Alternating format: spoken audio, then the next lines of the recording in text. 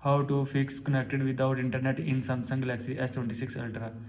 First of all, reset network setting.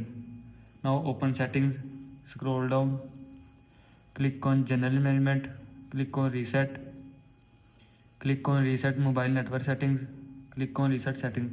After click on reset settings, mobile network setting will be reset from your phone. Now go back. After that, restart phone. Swipe down, open quick setting panel.